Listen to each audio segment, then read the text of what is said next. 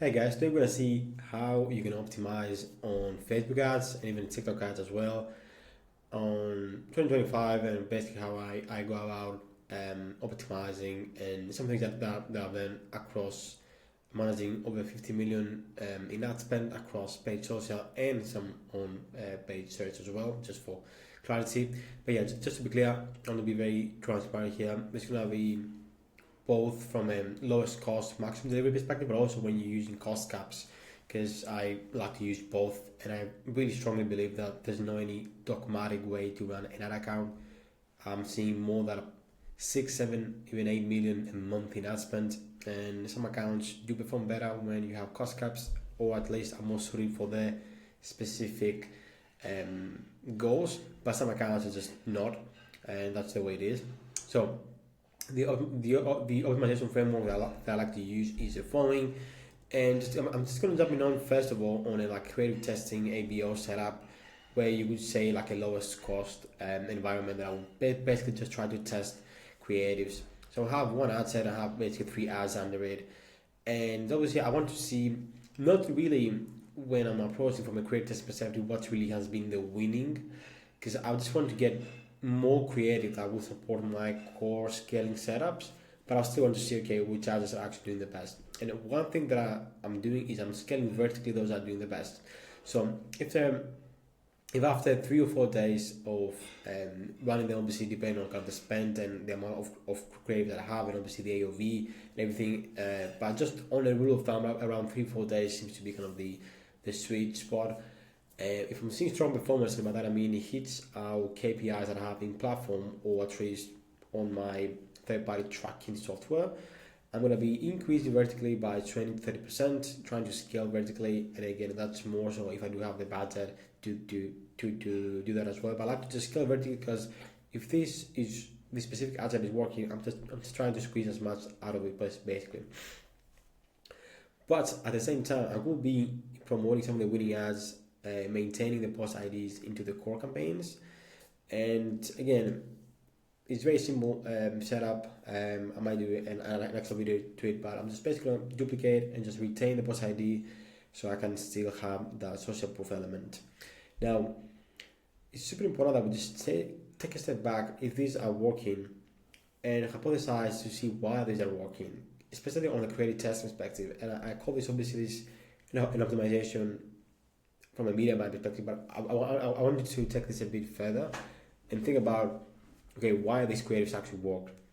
That will be deeper, maybe make a few notes that I can take into the next creative batch or the next round of like creatives anyway.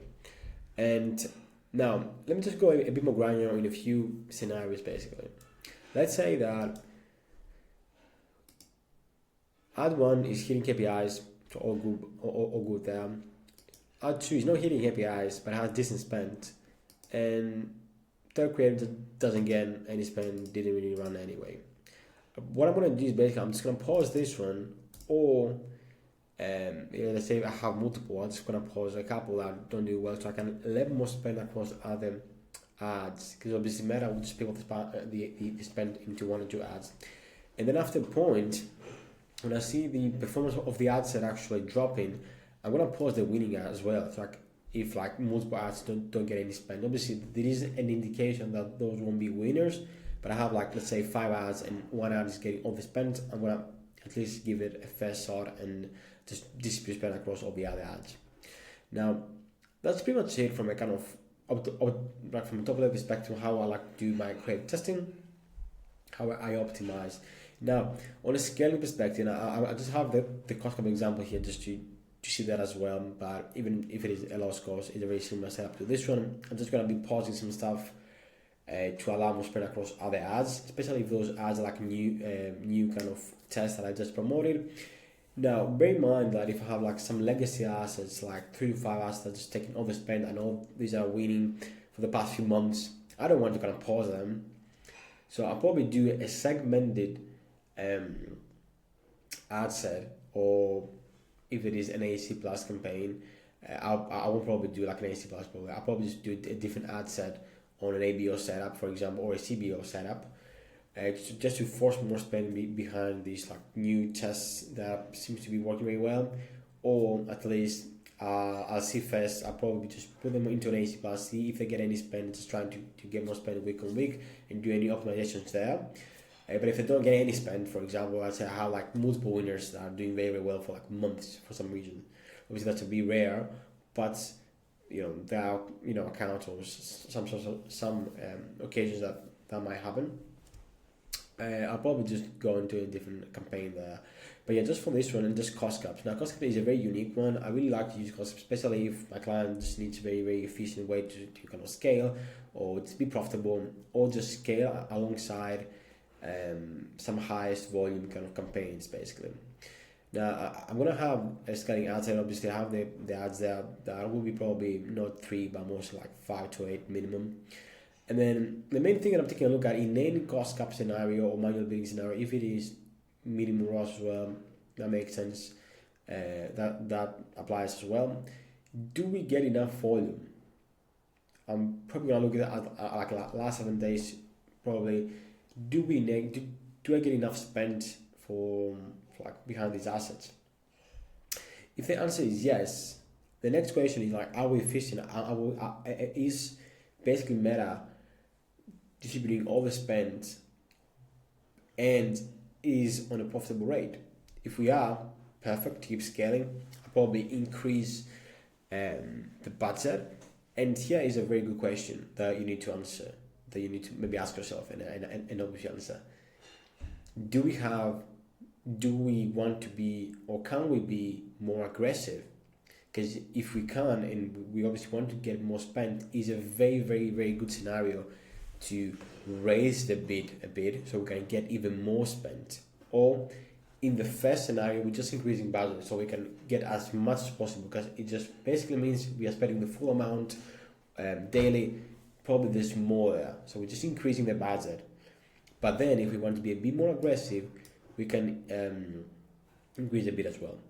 Now, in the occasion that we don't get volume, the simple thing to do is just increase a bit or budget again, but in a kind of different scenario. Because obviously, if we do increase a bid here, I'll probably aim to be more aggressive with my bid increases, so like maybe like 20 to 30%, not like 0.5 or like 50 cents in each kind of incremental change. But then when I increase bid and budget with the thought process to get more volume in. Now, a few caveats here, just from like top level perspective. If we want more efficiency, we are going to lower the bid to signal Meta that we don't want more volume, basically, we just want to be more efficient. So decrease the bid, probably again allow 20-30%.